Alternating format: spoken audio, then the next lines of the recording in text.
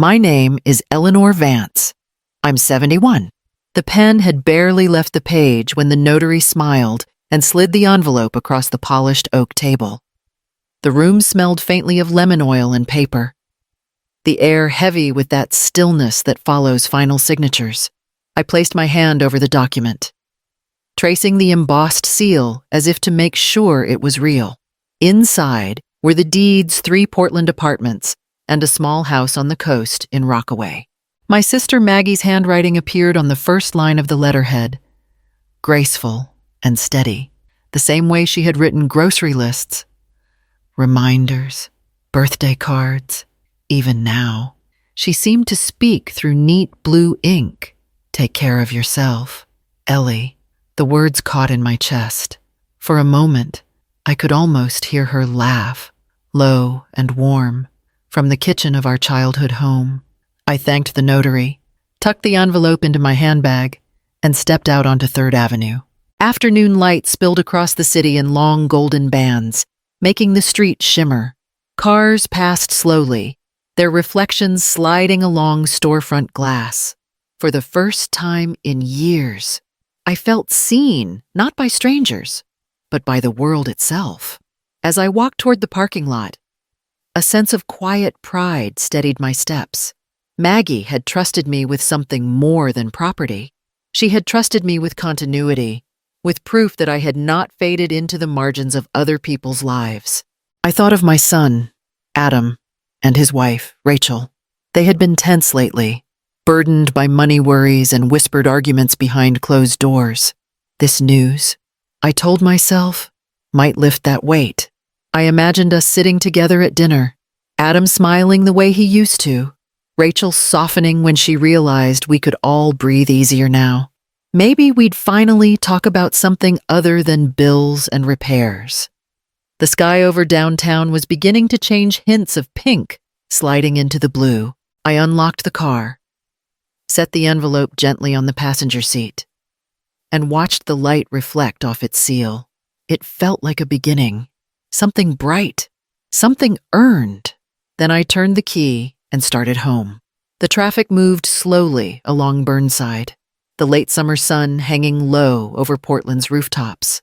I rolled down the window, letting the warm air carry in the smell of wet asphalt and river wind. The city hummed with its usual rhythm buses sighing, bicycles slipping through lanes, but I felt strangely apart from it all, as if I were watching the world through glass. On the seat beside me, the envelope rested like a heartbeat. I kept glancing at it, half afraid it might vanish. Maggie had always believed in signs and second chances. The universe has a way of returning kindness, she used to tell me. I wanted to believe that too, that this inheritance wasn't just money, but proof that goodness still echoed somewhere beyond loss. The road curved along the Willamette River, sunlight rippling on the water like moving gold. I thought about Adam as a boy, his laughter spilling down the hallway, his small hands tugging at my sleeve. I used to count every penny to keep his school lunches paid, never letting him see how close we sometimes came to nothing. And now, he was a man with worries of his own, worries I thought I could ease. Rachel's face came to mind next, composed, precise, always polite, but rarely warm. I tried to like her more than I did. She worked hard. I knew that. Still, there was something about her quiet corrections, her tendency to explain things I already understood, that left me feeling like a guest in my own home. As the highway signs pointed west, the sky deepened into amber. I pressed my foot gently on the accelerator, imagining how surprised they'd be when I told them. Maybe this news would bring us closer again. Maybe Maggie's gift would give us one peaceful season together. I held on to that thought all the way home. Chapter 3.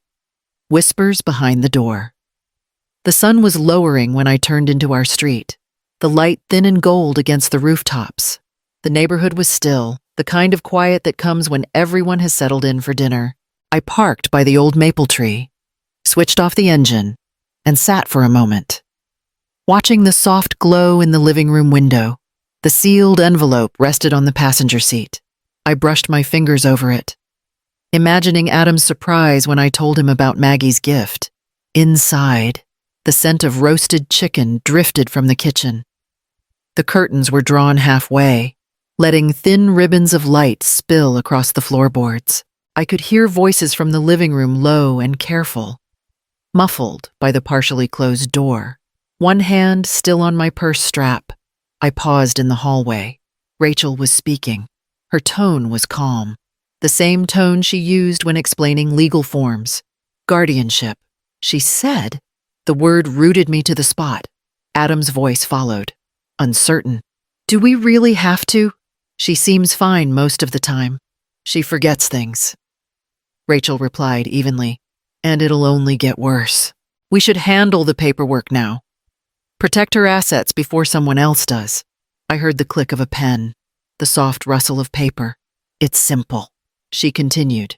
Once the evaluation confirms cognitive decline, the court will grant temporary guardianship, will consolidate the accounts under your name. It's safer this way. My chest tightened. The words decline, evaluation, guardianship echoed in my head until they blurred together. Adam exhaled. She'll never forgive us. She'll thank us eventually, Rachel said, her tone almost gentle. It's for her own good. I pressed my back against the wall, the plaster cool beneath my palm. The house, once mine, suddenly felt unfamiliar. They were talking about me as if I were already gone, something to be managed, not loved. My pulse slowed, cold and deliberate. This wasn't a discussion. It was a decision. I straightened my blouse, fixed my face into calm, and stepped toward the doorway. The heels of my shoes tapped softly on the floorboards. Adam looked up, startled. Rachel froze mid-sentence. I smiled. Adam nearly jumped when he saw me in the doorway. His fork clattered against his plate. And for a moment, the only sound in the room was the ticking of the wall clock. Rachel recovered first. She smiled quickly, that polite, professional curve of her lips she used in front of clients, and gestured toward the table. Mom, we were just talking about dinner plans, she said smoothly. You startled us. I pretended not to notice the slight strain in her voice. I didn't mean to sneak up on you, I replied, setting my purse down on the counter. The traffic was lighter than I expected. The kitchen looked almost 2 neat napkins folded, dishes arranged like a photograph. Rachel prided herself on order. I crossed to the cabinet, took down 3 mugs, and reached for the coffee pot. The act steadied me. My hand no longer shook. The notary appointment went well, I said, letting my tone sound casual, even cheerful. Your Aunt Maggie was always meticulous about her paperwork. Everything was in perfect order. Rachel's eyes flicked to the envelope in my bag, and then back to me. That's good, she said, her voice neutral but sharp at the edges. Adam forced a smile, glancing nervously at Rachel. I'm glad it's done. Mom, you must feel relieved. I do, I said, pouring the coffee. It's comforting to know Maggie thought of me. I handed them each a mug and took my seat at the table. The smell of roasted chicken filled the room again, almost sweet this time. Adam talked about a project he might take on, and Rachel mentioned a client dispute at her office. I nodded, listening, my expression pleasant, my voice steady. Inside, I replayed every word I'd overheard, carving it into memory. Guardianship, consolidation, evaluation. Words that had stripped me bare an hour ago now sat quietly in my mind, like objects I could turn over and study. When Rachel reached across the table to refill her glass, her bracelet brushed against mine. I caught her eye and smiled a small, practiced smile that revealed nothing. For the first time in years, silence didn't feel like weakness. It felt like armor. And behind it, I began to breathe again. That night, the house was quiet except for the faint hum of the dishwasher. I sat on the edge of my bed, staring at the envelope on my nightstand. The gold notary seal caught the light. I had waited all day to open it, afraid of what might come after the comfort of hope. When I finally broke the seal, a smaller folded letter slipped out from beneath the deeds. My heart tightened at the sight of Maggie's familiar handwriting, steady, patient, touched with care. The paper smelled faintly of cedar and lavender, like her study in Rockaway. Ellie, it began. She wrote about the sea, about peace, about how she wanted me to find safety again. Then her tone shifted clear, firm. People change when money enters the room.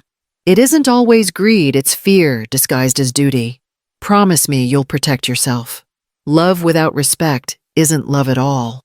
My eyes blurred as I read. Maggie had always seen ahead, always noticed what I refused to. She had made arrangements with her attorney, David Linwood, to guide me if anything felt uncertain. Everything, she said, was legally protected in my name. Trust the documents, not the words of those who doubt you. By the time I reached her final line, "You've carried others long enough. Now let what I leave carry you." My hands were trembling. I pressed the letter to my chest. Maggie's gift was more than property. It was protection, written in love and warning, left for the sister she knew would need it. Morning came gray and heavy, the kind of Portland sky that blurred the line between mist and memory. I brewed coffee, sat at the kitchen table, and opened a blank notebook. The first page felt too clean, almost sacred. For a long while, I simply stared at it, listening to the faint hum of the refrigerator, the ticking of the clock on the wall. Then I uncapped my pen and wrote a single title across the top, "The Record of Truth." The words steadied me. At first, I listed the small things Rachel insisting on managing my online banking because technology was confusing. The times she took the mail before I reached the porch.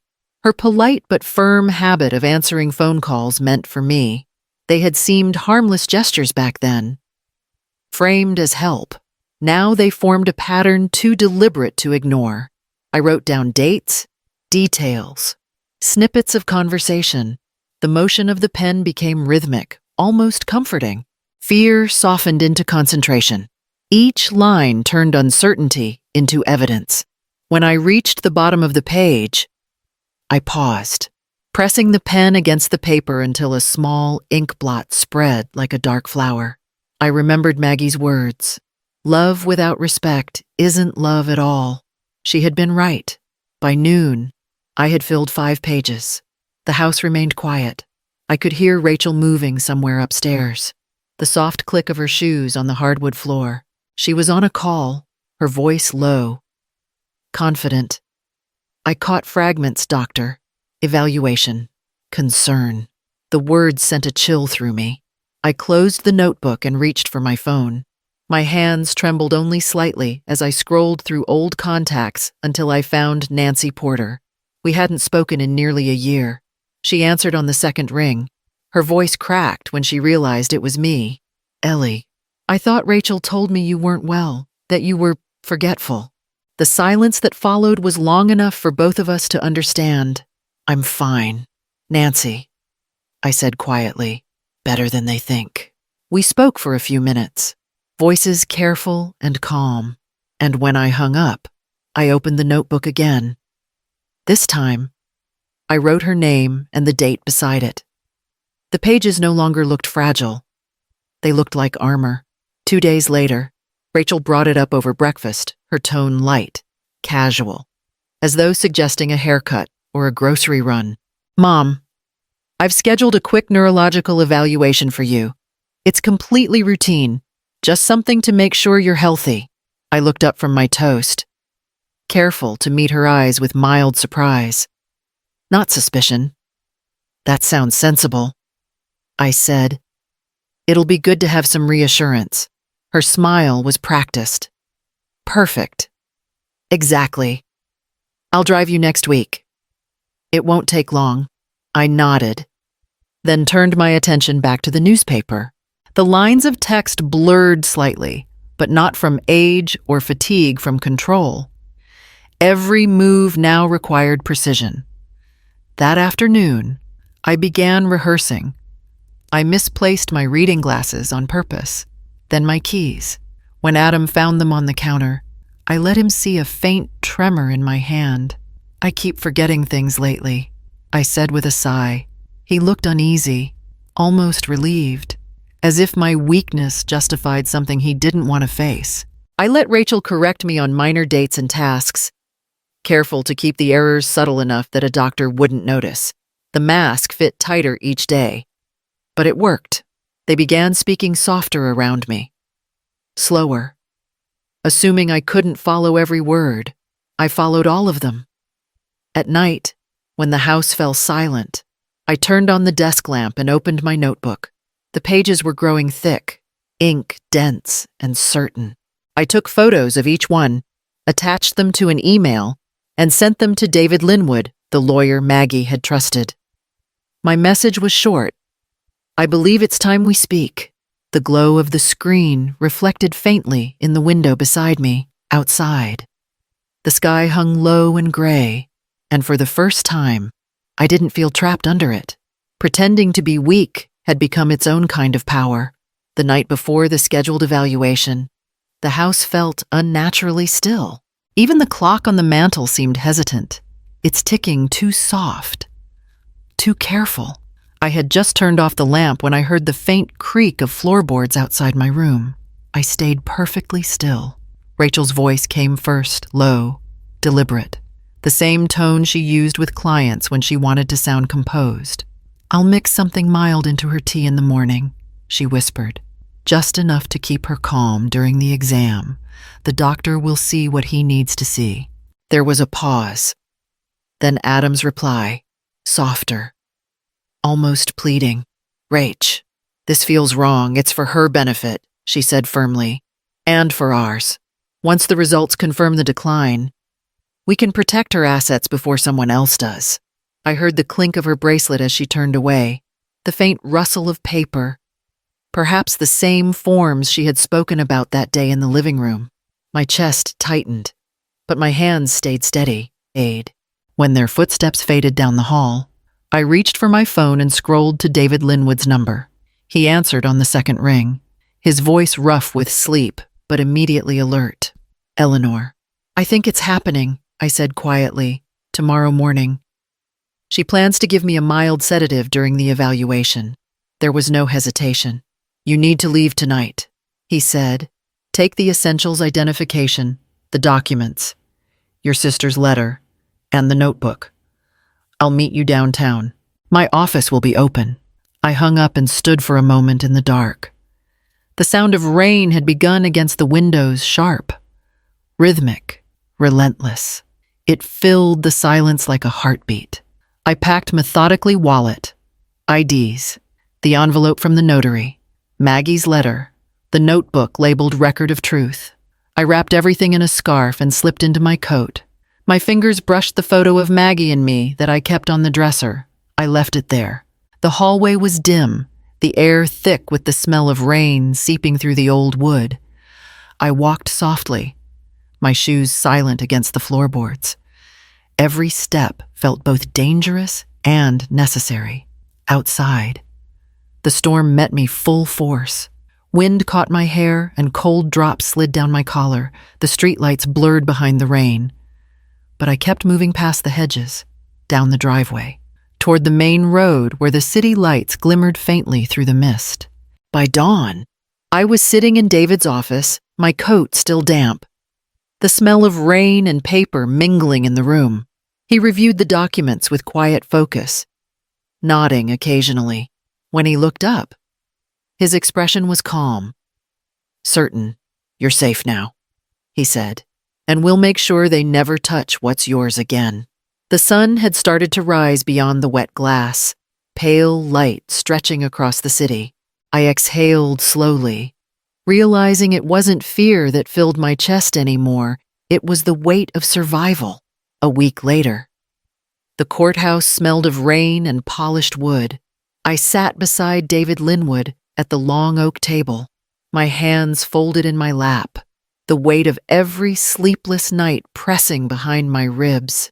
Across from us, Rachel adjusted her navy blazer with careful precision, while Adam avoided my eyes. Their lawyer stood, confident and practiced, his voice smooth as glass. He spoke of confusion, of misplaced papers, of an aging mother overwhelmed by responsibility. His words painted a portrait of frailty so detailed, I almost didn't recognize myself in it. The courtroom murmured softly as he spoke about guardianship, about the need for compassion and oversight. When he finished, David rose. His movements were deliberate, calm. He handed the judge a thin folder. "Your Honor," he said, "these are notarized documents proving Mrs. Vance's full ownership of her assets, a recent medical evaluation certifying her mental competence, and a personal record she's kept documenting months of interference." The judge's brows lifted slightly. She flipped through the pages, pausing once to read. The sound of paper turning filled the room like the slow pull of a tide. Then she looked at me. "Mrs. Vance, would you like to speak?" I stood, every heartbeat steady now. My voice was soft but carried through the quiet room. "You didn't lose your mother, Adam," I said. "You sold her." No one moved. The words seemed to hang in the air, heavy and final. Adam's head bowed, his hands trembling. Rachel's composure cracked for the first time, her mouth opening, then closing again, as if no argument remained. After reviewing the notarized documents and the evaluation, the judge's gavel struck once. Petition denied. It was over in a single sentence. Yet it felt like years lifting off my shoulders. Outside, the storm had passed. Through the tall windows, sunlight spilled across the floor cold, pure, and unyielding. 6 months later, the mornings in Rockaway carried the scent of salt and pine. The sea stretched beyond the porch, calm and endless, and the gulls called like old friends. After arranging my affairs in Portland, I settled into a rhythm here. Coffee at dawn, writing by the window, the hum of waves filling the silence that used to frighten me. The blog started as a small thing, a place to collect thoughts, but soon, letters began arriving from women across the country. They wrote about loneliness, rediscovery, and the strange relief of starting over. I answered each one, slowly, carefully, the way Maggie used to answer mine. One afternoon, the mail brought a single envelope in Adam's handwriting. I knew it before I opened it, the hesitant strokes, the uneven pressure of regret. His words were soft, heavy with apology. He asked for forgiveness, not a reunion. I sat on the porch steps until the sky began to fade into gold. The ocean shimmered, unbroken, indifferent. I walked down to the water's edge, the sand cool beneath my feet, and held the letter until it grew damp in my hands. "Forgiveness isn't return," I whispered. "It's release." Then I let the tide take it, watching until the paper disappeared into light.